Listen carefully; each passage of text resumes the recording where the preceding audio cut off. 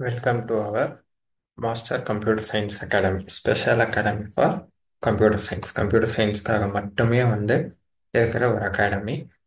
இதில் பார்த்தீங்க அப்படின்னா இப்போ நமக்கு பிஜிடிஆர்பி எக்ஸாம் நெக்ஸ்ட் வர நியூ சிலபஸ் அப்டேட் பண்ணிட்டாங்க. பார்த்தீங்கன்னா 2026 எலெக்ஷன் வரப்போகுது. அப்போ என்ன பண்ணுவாங்க அப்படின்னு சொல்லி நமக்கு எல்லாருக்குமே தெரியும். கண்டிப்பாக பல்க் வேகன்சிஸ் போஸ்டிங் போடுவாங்க. இது நமக்கு எல்லாருக்குமே தெரிஞ்ச விஷயம் தான். தமிழ்நாடு பாலிடிக்ஸ் எப்படி ஒர்க் ஆகும், இந்தியா பாலிடிக்ஸ் எப்படி ஒர்க் ஆகும் தெரியும் இல்லையா? ஸோ 2026 எலெக்ஷன் வரதால கண்டிப்பாக 2025 எக்ஸாம் நடக்கும்.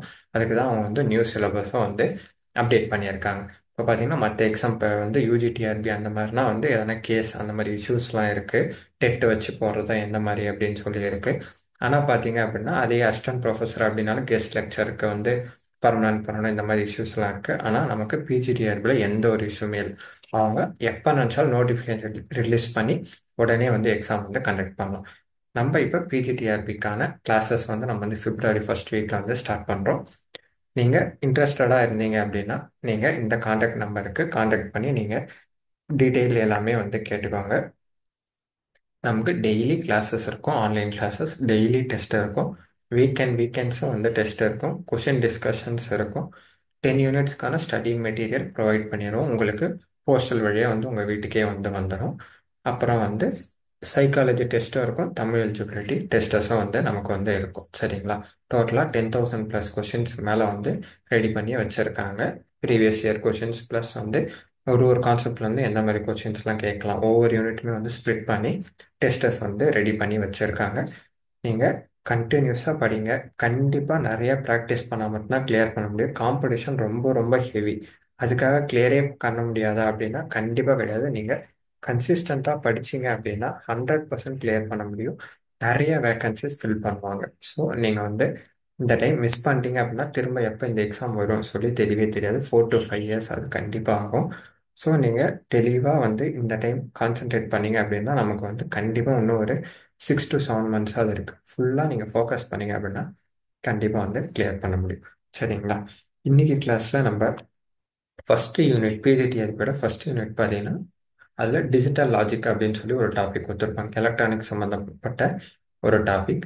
அதில் பார்த்தீங்கன்னா கிரே கோட் கன்வர்ஷன் அப்படின்னு சொல்லி நமக்கு ஒரு டாபிக் இருக்கும்.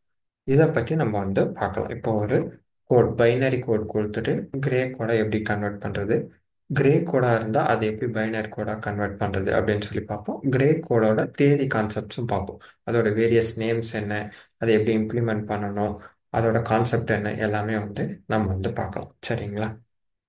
ஃபஸ்ட்டு தியரட்டிக்கலாக பார்ப்போம். Gray codes are a type of non weighted quotes.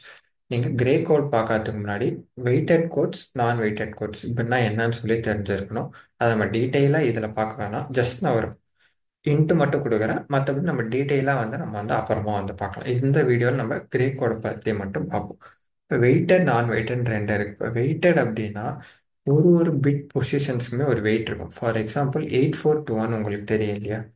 8421 தெரியும் இல்லையா? இதுதான் வெயிட்டட். இப்போ ஒரு ஒரு பிட்டுக்குமே வெயிட் இருக்கு. இப்போ இதில் இப்போ 101 இப்படின்னு ஒரு பைனரி கோட் இருக்கு அப்படின்னா இது வெயிட்டட். ஏன்னா ஒவ்வொரு பிட் பொசிஷனுமே வெயிட் இருக்கு. இப்போ ஒன்றுக்கான வெயிட் 1, இப்போ ஜீரோக்கான வெயிட் 2, ஒன்றுக்கான வெயிட் 4. இந்த மாதிரி எவ்ரி பிட்டுக்கு ஒரு வேல்யூ இருக்கு, வெயிட் இருக்கு இல்லையா? ஆனால் அதே நான் வெயிட்டட்ல அந்த மாதிரி எந்த ஒரு பிட் பொசிஷனுக்குமே எந்த ஒரு வெயிட்மே கிடையாது. இங்கே பாருங்க, which means there are no specific weights assign to the bit position. ஒரு ஒரு பிட்டுக்குமே எந்த வெயிட்மே அசைன் பண்ணி இருக்க மாட்டாங்க. அதுதான் நான் வெயிட்டட் கோட். கிரே கோட் ஒரு நான் வெயிட்டட் கோட். இது நீங்கள் தெரிஞ்சுக்கணும். ஏன்னா இதுலேருந்து கொஷின்ஸ் வரலாம். எப்படி வரலாம் அப்படின்னு பார்த்தீங்கன்னா ஒரு 4 விதமான கோட்ஸ் கொடுத்துட்டு இதில் எது நான் வெயிட்டட் கோட் அப்படின்னு கேட்கலாம். இல்லைனா இப்போலாம் எப்படி கொஷின்ஸ் கேட்குறாங்கன்னா 4 சென்டென்ஸ் கொடுத்துட்றாங்க, இதில் எது கரெக்ட் அப்படின்னு கேட்பாங்க. ஃபார் எக்ஸாம்பிள் இப்போ ஒரு ஆப்ஷன் ஏல கிரே கோட் இஸ் ஏ நான் வெயிட்டட் கோட், அப்புறம் ஆப்ஷன் பியில் 8421 இஸ் ஏ நான் வெயிட்டட் கோட் அப்படின்னு கொடுத்துட்டு இது ரெண்டில் எது கரெக்ட் அப்படின்னு கேட்கலாம். அப்போ நீங்கள் என்ன பண்ணணும், கிரே கோடு தான் நான் வெயிட்டட் கோட், 8421 வெயிட்டட் கோட் இல்லையா? அப்போ ஆப்ஷன் ஏ தான் கரெக்ட்னு சூஸ் பண்ணுற மாதிரி இருக்கும். இந்த மாதிரி கொஷின்ஸ் நிறையா இப்போ வருது.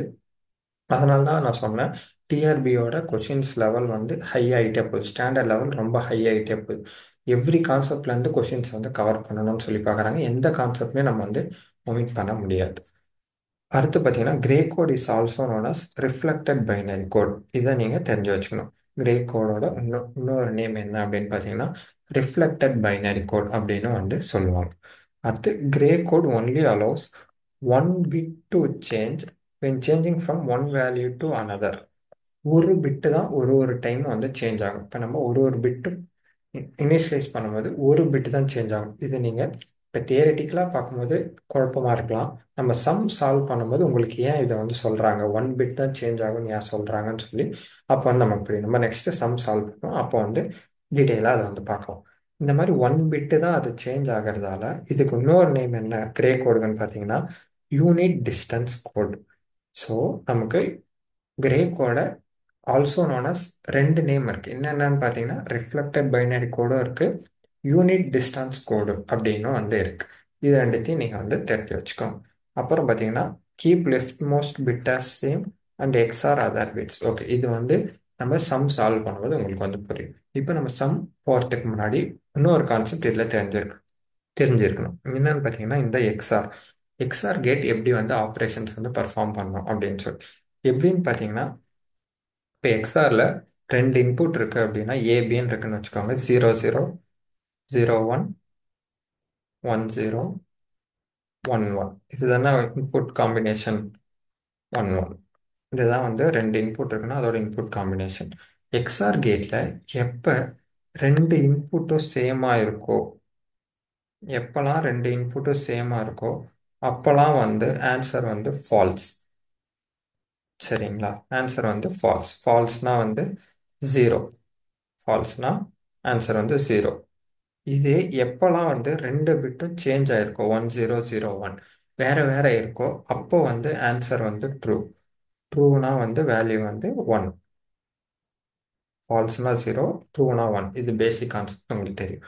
எக்ஸ்ஆர் கேட் இப்படி தான் பர்ஃபார்ம் பண்ணுது. ரெண்டு இன்புட்டு சேமாக இருந்துச்சு அப்படின்னா ஆன்சர் வந்து ஜீரோ. ரெண்டு இன்புட் சேஞ்ச் ஆயிருந்துச்சு 01 10 இப்படின்னு சேஞ்ச் ஆயிருந்துச்சுன்னா அப்போ வந்து ரிசல்ட் வந்து ட்ரூ, அதாவது 1. சரிங்களா? இது தெரிஞ்சிச்சு அப்படின்னா நம்ம வந்து கிரே கோடை ஈஸியாக வந்து சால்வ் பண்ண முடியும். ஏன்னா எக்ஸ்ஆர் ஆப்ரேஷன் பர்ஃபார்ம் பண்ணி தான் கிரே கோட் நம்ம கன்வர்ஷன் பண்ணுறோம். இப்போ நம்ம ஃபர்ஸ்ட் கொஸ்டின் பார்த்தீங்கன்னா இப்போ ஒரு பைனரி கோடு எடுத்துப்போம். 1 0 0 1 அப்படின்னு எடுத்துப்போம். இது வந்து ஒரு பைனரி கோட். இதை நம்ம கிரே கோடாக கன்வெர்ட் பண்ணணும் அப்படின்னா என்ன பண்ணணும் அப்படின்னு பார்த்தீங்கன்னா இந்த ஃபர்ஸ்ட் பிட்டை அப்படியே எடுத்து எழுதுங்க. ஒன்னா இந்த ஒன்று அப்படியே எழுதிருங்க. அதுக்கப்புறம் இங்கே பைனரி கோட் கொடுத்துருக்காங்க இல்லையா, இதுல இருந்து ஈச் பிட் அடுத்த பக்கத்தில் இருக்க பிட்டோட எக்ஸ்ஆர் ஆப்ரேஷன் பர்ஃபார்ம் பண்ணுங்க. சரிங்களா? எக்ஸ்ஆர் ஆப்ரேஷன் பர்ஃபார்ம் பண்ணுங்க. இப்போ பாருங்க 1 0வும் எக்ஸ்ஆர் பண்ண டிஃப்ரெண்ட்டாக இருக்கு ரெண்டுமே. அப்போ ரிசல்ட் என்ன 1. அடுத்து இந்த ஜீரோவையும் ஒன்னையும், சாரி ஜீரோவையும் இப்போ நான் இருக்கு ரெண்டு இன்புட்டும் சேமாக இருக்கு. அப்போ ரிசல்ட் வந்து 0. அடுத்து இந்த ஜீரோவையும் ஒன்னையும் 01 டிஃப்ரெண்ட்டாக இருக்கு. அப்போ ரிசல்ட் வந்து 1. இதுதான் வந்து கொடுத்துருக்க பைனரி கோடோட கிரே கோட். ரொம்பவே வந்து சிம்பிள், கஷ்டம்லாம் கிடையவே கிடையாது. ஒரே ஸ்டெப்பில் நம்மளால ரிசல்ட்டை எடுக்க முடியும். கொஷின் இதில் வந்து வரதுக்கான சான்சஸ் நிறையா இருக்குது. ஒரு கிரே கோட் கொடுத்துட்டு ஒரு பைனரி கோட் கொடுத்துட்டு அதோட கிரே கோட் என்னன்னு சொல்லி 4 ஆப்ஷன்ஸ் வந்து இருக்கலாம். அப்போ நீங்கள் இதை ஜஸ்ட் சால்வ் பண்ணீங்க அப்படின்னா ஈஸியாக வந்து உங்களால் ஒரு வித்தின் 10 செகண்டில் இதோட ஆன்சர் வந்து ப்ரொடியூஸ் பண்ண முடியும். இன்னொரு எக்ஸாம்பிளும் பார்ப்போம். 1 1 0 1 0ன்னு வச்சுக்கோங்க. இது ஒரு பைனரி கோட். இதோட கிரே கோட் கன்வர்ஷன். அப்போ நம்ம என்ன பண்ணோம், ஃபர்ஸ்ட் பிட்டை எடுத்து அப்படியே எழுதும் 1. அடுத்தடுத்த பிட் கூட எக்ஸ்ஆர் ஆப்ரேஷன் பர்ஃபார்ம் பண்ணணும். அப்போ ஒன்றும் எக்ஸ்ஆர் பண்ணால் சேமாக இருந்துச்சு அப்படின்னா ரிசல்ட் வந்து 0. அடுத்து 1 0 டிஃப்ரெண்ட்டாக இருக்கா, அப்போ ரிசல்ட் 1. அடுத்து 0 1 எக்ஸ்ஆர் பண்ணால் ரெண்டு டிஃப்ரெண்ட்டாக இருக்கு, அப்போ ரிசல்ட் 1. அடுத்து 1 0 ரெண்டு இன்புட்டு டிஃப்ரெண்ட்டாக இருக்கு, ஸோ ரிசல்ட் 1. இந்த கொடுத்துருக்க பைனரி கோடோட கிரே கோடு என்னன்னா இதுதான் 10 111ன்றது தான் கிரே கோட். இப்போ உங்களுக்கு ஒரு பைனரி கோட்லேருந்து கிரே கோடாக கன்வெர்ட் பண்ணுறது எப்படி அப்படின்னு சொல்லி தெரிஞ்சிருக்கும். இப்போ நம்ம ஒரு கிரே கோட் கொடுத்துட்டு அது பைனரி கோடாக கன்வெர்ட் பண்ணால் அது எப்படி பண்ணணும்னு சொல்லி இப்போ நம்ம பார்க்கலாம். இப்போ பார்ப்போம். இப்போ ஒரு கிரே கோடு கொடுத்துருக்காங்க. ஃபார் எக்ஸாம்பிள் 1001 வச்சுப்போம். இதோட பைனரி கோட் என்ன அப்படின்னு சொல்லி கேட்குறாங்க அப்படின்னா, அப்போ நம்ம என்ன பண்ணணும்னா அதே மாதிரி சேம் ஃபஸ்ட்டு பிட்டை எடுத்து அப்படியே எழுதிடுங்க 1. எழுதிட்டு இதுக்கு முன்னாடி நம்ம என்ன பண்ணுவோம், ஒரு பைனரி கோடை கிரே கோடாக பண்ணணும்னா இன்புட்ல இருந்து பக்கத்து பக்கத்தில் எக்ஸ்ஆர் ஆப்ரேஷன் பர்ஃபார்ம் பண்ணுவோம். இப்போ என்ன பண்ணணும்னா இங்கே வர ரிசல்ட்டோட அடுத்த பிட்டை எக்ஸ்ஆர் ஆப்ரேஷன் பண்ணணும். இப்போ 1ஐயும் 0வையும் எக்ஸ்ஆர் ஆப்ரேஷன் பண்ணணும். அப்போ ஆன்சர்னா 1 0வையும் பண்ணால் 1 டிஃப்ரெண்ட்டாக இருக்கா 1. அப்போ அடுத்து இந்த 1 இந்த 0வையும் பண்ணணும். அப்போ ஆன்சர் 1 ஏன்னா டிஃப்ரெண்ட்டாக இருக்கு. ஸோ அடுத்து பார்த்தீங்கன்னா இந்த 1ம் 1ம் ரெண்டு இன்புட்டும் சேமாக இருக்கு. So result 0. அப்போ இந்த கிரே கோடோட பைனரி கோடு என்னன்னா இதுதான் அதோட பைனரி கோட் 1110 அப்படின்றது தான் பைனரி கோட். சரிங்களா? நம்ம பைனரிலேருந்து கிரேவாக மாற்றும் போது கொடுத்துருக்க இன்புட்டோட எக்ஸ்ஆர் பண்ண போனோம். இப்போ நம்ம கிரே கோட்லேருந்து பைனரியாக மாற்றும் போது ரிசல்ட்லேருந்து ஒரு ஒரு இன்புட்டுக்கும் எக்ஸ்ஆர் பர்ஃபார்ம் பண்ணுறோம். இன்னொரு எக்ஸாம்பிள் பார்த்துருவோம். அப்போ உங்களுக்கு கிளியராக கொஞ்சம் 1110 சாரி சாரி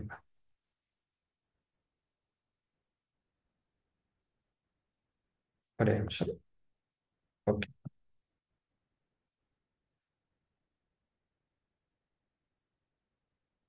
இப்போ 1010. இப்போ இது ஒரு கிரே கோட்னு வச்சுக்கோங்க. இதோட பைனரி கன்வர்ஷன் எப்படின்னா ஃபர்ஸ்ட் பிட் எடுத்து அப்படியே எழுதிடுறோம். எழுதிட்டு இந்த பிட்டோட அடுத்த பிட்டை எக்ஸ்ஆர் பண்ணணும். எக்ஸ்ஆர் பண்ணோம் அப்படின்னா 10 ரிசல்ட் 1 ஏன்னா டிஃப்ரெண்ட்டாக இருக்கு. அடுத்து 1 1 1 1 பண்ணால் ரெண்டு சேமாக இருக்குது. So result 0. அடுத்து 0 0 பண்ணால் ரெண்டுமே சேமாக இருக்குது. So result 0. கொடுத்துருக்க கிரே கோடோட பைனரி கோட் இதுதான். இப்போ ரெண்டுமே நம்ம பார்த்துட்டோம். இப்போ பாருங்கள், இந்த கிரே கோடை பைனரி கோடாக மாற்றிட்டோம். இப்போ இந்த பைனரி கோடை கிரே கோடாக கன்வெர்ட் பண்ணோம் அப்படின்னா நமக்கு திரும்ப இந்த ரிசல்ட்டே வரணுமா? ஆமாம் தானே? இப்போ அதை கன்வெர்ட் பண்ணி பார்ப்போமா? ஃபஸ்ட்டு பிட்டை அப்படியே எழுதுறோம் 1. நெக்ஸ்ட்டு இந்த 1ஐயும் இந்த 1ஐயும் எக்ஸ்ஆர் பண்ணுறோம். 1 எக்ஸ்ஆர் பண்ண என்ன வரும்? 0 சேமாக இருக்கு. நெக்ஸ்ட்டு 1ஐயும் 0வையும் எக்ஸ்ஆர் பண்ண என்ன வரும்? டிஃப்ரெண்ட்டாக இருக்குது. ஸோ 1. அடுத்து 0வும் 0வும் எக்ஸ்ஆர் பண்ண என்ன வரும்? சேமாக இருக்குது. ஸோ 0. இங்கே பாருங்கள், கொடுத்த பைனரி கோடை திரும்ப நம்ம கன்வெர்ட் பண்ணோடனே ஃபஸ்ட்டு கொடுத்த கொஷினே நமக்கு வந்துடுச்சு. இதுதான் இன்னைக்கு நம்ம Gray code to binary code, binary code to Gray code ரெண்டுமே பார்த்தோம். கிரே கோட்னா என்னன்னு பார்த்தோம். சிம்பிளாக நான் வெயிட்டட் கோட்னா என்ன, வெயிட்டட் கோட்னா என்ன, இதுலேருந்து எப்படிலாம் கொஷின்ஸ் கேட்கலாம்னு சொல்லி நம்ம பார்த்தோம். இந்த மாதிரி நிறைய கொஷின்ஸ் நம்ம டிஸ்கஸ் பண்ணலாம். நம்ம ரெகுலர் கிளாஸஸ் வேணும் அப்படின்னா நீங்கள் காண்டாக்ட் பண்ணுங்கள். நம்ம அட்மிஷனுக்கான காண்டாக்ட் நம்பர் ஃபஸ்ட்டே ப்ரொவைட் பண்ணியிருந்தோம். அதுக்கு நீங்கள் காண்டாக்ட் பண்ணுங்கள். நம்ம நெக்ஸ்ட் கிளாஸில் நம்ம வேறு டாபிக் பற்றி பார்க்கலாம். தேங்க்யூ.